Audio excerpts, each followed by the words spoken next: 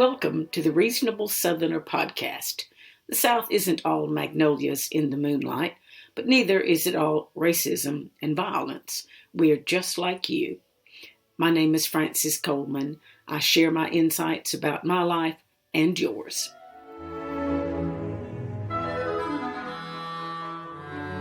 When you buy a home or a condo, you should really give some thought to the governance documents you're signing. A lot of people in Surfside Florida are now wishing they had. A few years ago, as our son and his wife were considering how and where to build their home, he laid down this condition. We are not building a house anywhere that has a homeowners association. When he made that assertion around our kitchen table, I was a little surprised.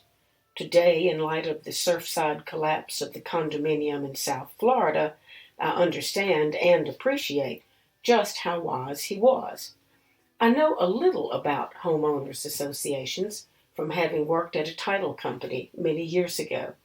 He, on the other hand, is quite knowledgeable about them because, from time to time, he and his father, partners in a family law firm, find themselves either representing one or suing one. His father, also seated at the kitchen table that night, agreed in his typically blunt fashion. Lots of them are run by retired people who don't have enough to think about, he said. Being of retirement age myself, I tried not to bristle. All they want to do is fight with one another, he continued, which means very few really good people want to be on the boards, and so they have trouble getting much done. Homeowners associations, like condominium associations, are peculiar things. When you buy a house or a condo governed by one of them, you agree that you'll be legally bound by a long and tedious document called covenants and restrictions. Most people pay little attention to the document when they're buying a home or a condo. If you live in a rural area without any zoning, covenants and restrictions can keep your neighbor from hanging her laundry out in the front yard or raising pigs in the back. Obviously, that's not a bad thing. In a condominium association, the document you agreed to sets out how the building will be maintained and how that maintenance will be paid for. Such associations are the product of clever and imaginative lawyers and real estate developers who came up with a way to govern and manage property in a fashion that otherwise would fall to local government. What could possibly go wrong? Plenty. Usually, negligence by a homeowners association will result in uncut grass or maybe a silted-in detention pond, but nobody really gets hurt. Not now. At last estimate, the bodies of more than 120 people were still lying under a pile of rubble in Surfside, Florida, because a condominium association failed to act when it had clear information that the building was dangerous. News outlets have reported that the association's board members bickered with one another like jealous matrons at a garden club meeting. They needed to be a decisive board that would hire the same engineer who reported the danger to them 3 years ago and have him determine how often to inspect the building to monitor its deterioration.